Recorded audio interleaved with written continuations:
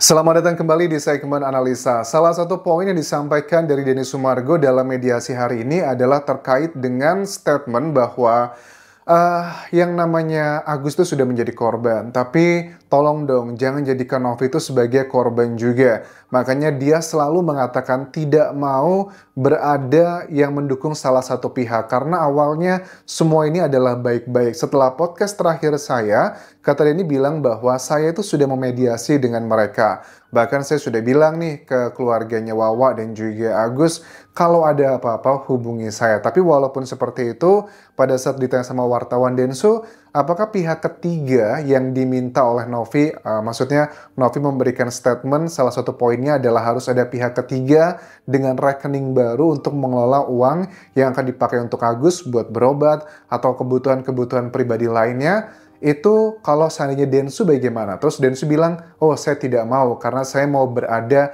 di tengah-tengah, silakan cari orang lain saja. Nah, coba kita simak poin-poin apa saja yang disampaikan Densu dalam mediasi hari ini yang tidak dihadiri oleh Agus dan Farhad juga hanya menelpon saja. Padahal awalnya direncanakan mereka sudah mau hadir, teman-teman. Saya di sini nggak ada kepentingan dengan persengketaan kalian. Saya paham kok. Setiap dari kalian ini terpojok di ruang publik. Saya tahu. Tapi kalian juga harus mengerti bahwa permasalahan ini bukan permasalahan yang harus dibesar-besarkan. Oke.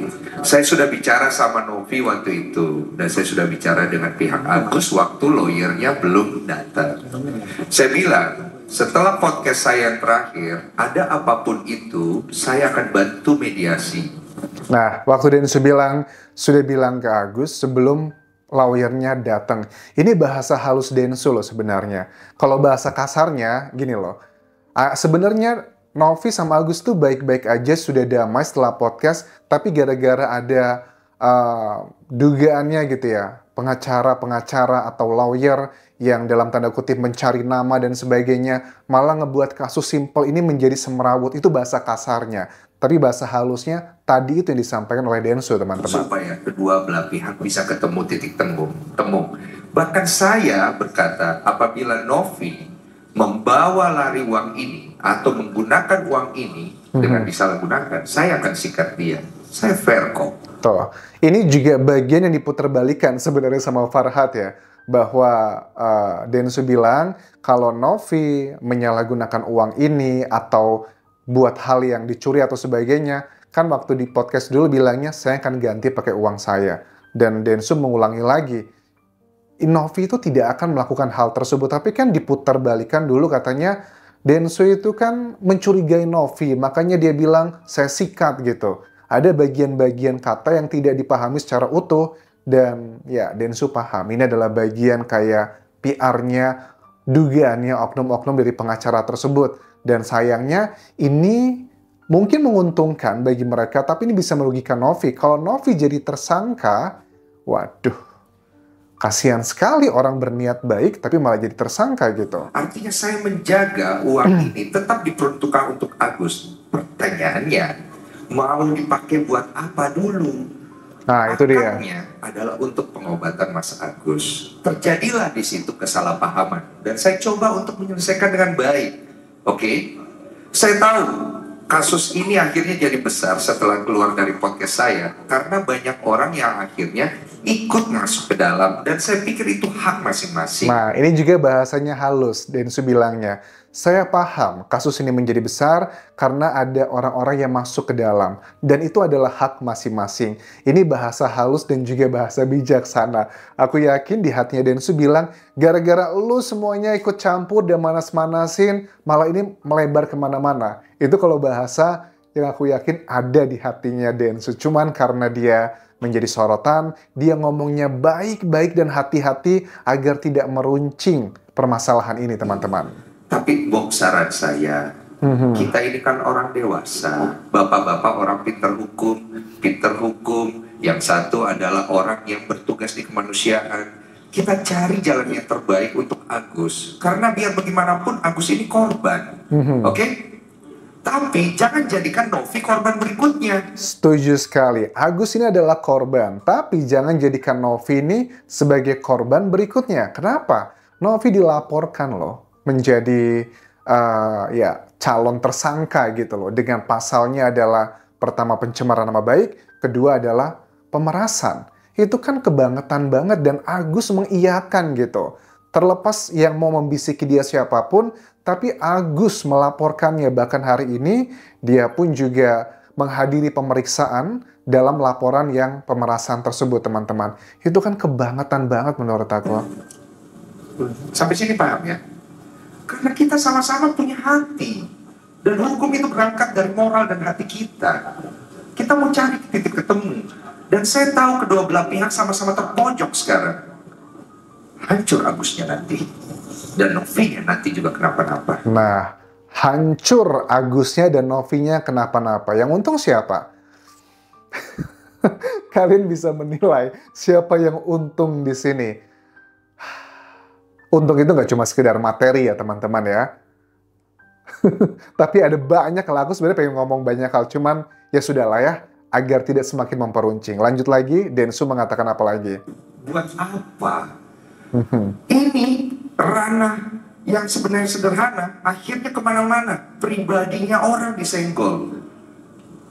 Ini yang pribadinya orang disenggol. Ini adalah untuk Novi ya. Dibilangin katanya apa? Hedon, katanya termasuk yang suka operasi wajah, melakukan A, B, C, dan D, terus katanya suka dugem, katanya terlibat dengan kejahatan roda 4, terus menyalahgunakan penyelewengan dana donasi. Bahkan salah satu juru bicaranya hari ini di mediasi yang dari timnya Agus bilang, saya sudah mendapatkan banyak informasi loh terkait dari Mbak Novi ini loh, informasi dari mantan karyawan Anda gitu kan ya, donasi-donasi dulu yang Anda open kemana aja. Kan kita sudah tahu, ini kan sudah pernah disampaikan dari kuasa hukumnya Agus juga, RD Lau menyampaikan hal tersebut, dan itu semua sudah dipatahkan gitu loh. Tapi tetap aja, mungkin karena baru kan ya, baru jadi jubirnya, jadi tidak mengikuti kasus ini, ada banyak hal yang tidak tersampaikan secara komprehensif, jadi dia pede-pede aja ngomong seperti itu. Tontonan macam apa yang kamu kasih ke generasi kita? Masalah hukum tetap di substansinya. Jangan kemana-mana. Masalah personal yang lain bicarakan di hal yang lain supaya semuanya ketemu titik baik. Tapi kalau kayak begini nggak akan ketemu kita. Susah sih, nggak akan pernah ketemu sampai kapanpun. Uang itu tidak akan pernah masuk ke Agus untuk digunakan untuk berobat. Dia ini sekarang lagi butuh uang untuk berobat, dan itu. Tapi Densu harus diralat nih, karena apa? Tadi kan Farhad itu juga udah ngomong di media. Sekarang Agus sudah nggak butuh lagi duitnya Novi katanya, duit yayasannya. Karena sekarang katanya akan mengcover adalah kuasa hukumnya. Beneran nggak sih Farhad ini kalau ngomong? Kadang tuh kalau ngomong kan nggak sesuai kenyataannya gitu. Karena dulu kan Farhad pernah bilang begini, kalau untuk urusan hukumnya, saya yang bertanggung jawab. Kita akan cecer terus Novi. Tapi kalau untuk urusan pendanaan duit itu adalah ke kuasa hukumnya adalah Krisnamurti. Kan yang ngomong ini masalah duit katanya udah nggak butuh lagi, nanti kita akan ambil dengan cara hukum. Itu kan Farhad, kecuali yang ngomong adalah siapa? Krisnamurti gitu kan ya. Nggak usah khawatir, semuanya akan saya cover. Kita percaya gitu ya. Tapi kalau Farhad, I'm so sorry gitu ya. Karena ada statement tersebut yang pernah dia katakan, kalau untuk urusan uang bukan saya urusan, tapi adalah Krisnamurti gitu. Itu harus dipercepat. Tolonglah bapak-bapak. Yuk. Saya juga ingin bicara untuk Agus di rumah dan keluarganya. Mas Densu pernah ngomong sama kalian, kalau ada apa-apa, hubungi saya.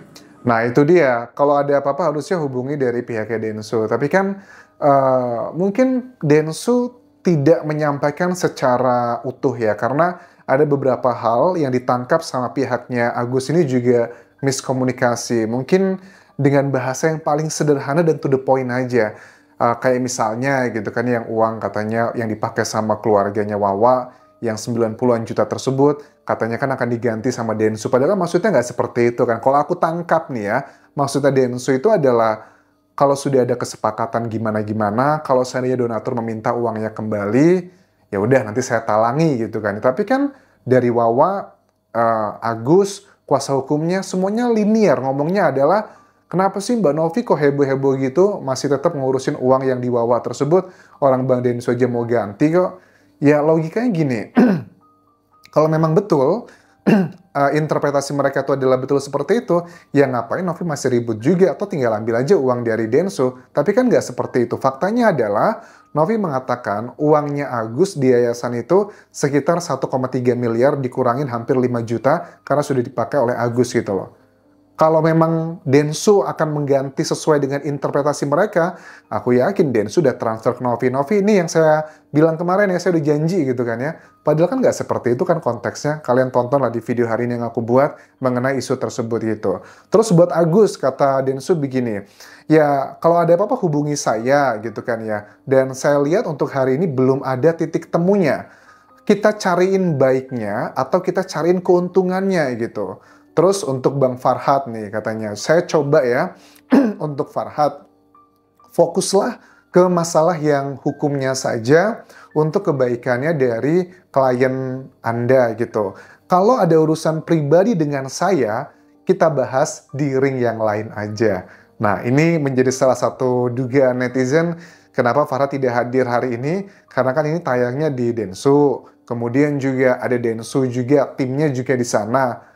Kayaknya ini dejavu gitu nggak sih, dejavu yang dulu Densu datang ke rumahnya, kemudian direkam, kemudian nanti menurut Farhad, dia dipermalukan gitu. Nah, apakah dia takut hadir juga dalam mediasi hari ini, yang disiarkan secara langsung juga, nanti dibilangnya adalah, mungkin di dalam mediasinya baik-baik aja, biasa-biasa aja gitu. Tapi setelahnya gitu, efeknya, nanti bakal dikata-katain negatif lagi oleh netizen. Karena di TikTok aja aku lihat ada banyak banget nih netizen yang udah ngebuat kayak, aku lihat kayak videonya Farhad gitu, kayak AI gitu ya. Dia pakai daster, habis itu pakai yang begitu-begitu. Karena kan efek dari video memang yang waktu Densu datang ke rumahnya. Makanya aku tangkap dia takut juga datang hari ini karena dia nggak kuat menghadapi efeknya. Kalau cuma sekedar datang mungkin oke-oke aja, dan dia ngerasa nggak mungkin Densu melakukan hal-hal yang konyol. Tetapi reaksi dari netizen ini yang bakal ngebuat dia sepertinya belum siap, teman-teman. Makanya dia bilang kan waktu ditelepon, ngapain datang ke sana kalau cuma masih sekedar berdebat katanya. Kalau mau berdamai ya udah nggak usah berdiskusi lagi, transfer aja uangnya gitu. Maunya kan seperti itu kan. Tapi kan kita tahu yang dihadapi Novi dan Densu ini bukanlah kalau ngomong A, beneran A. Kadang bisa menjadi B, kadang bisa menjadi E, yang itu dugaan-dugaannya adalah strategi-strategi untuk mencapai tujuan-tujuan mereka yang nggak sekedar dugaannya untuk Agus doang gitu loh. Ada unsur-unsur yang lain yang cepat atau lambat akan segera ketahuan, teman-teman. Terima kasih sudah menonton. Sampai ketemu lagi di video berikutnya. Tinggalkan like dan juga komen, subscribe channel YouTube ini, follow Instagram, Facebook pageku, dan juga akun TikTok di Anjasa Sumara. Sampai jumpa.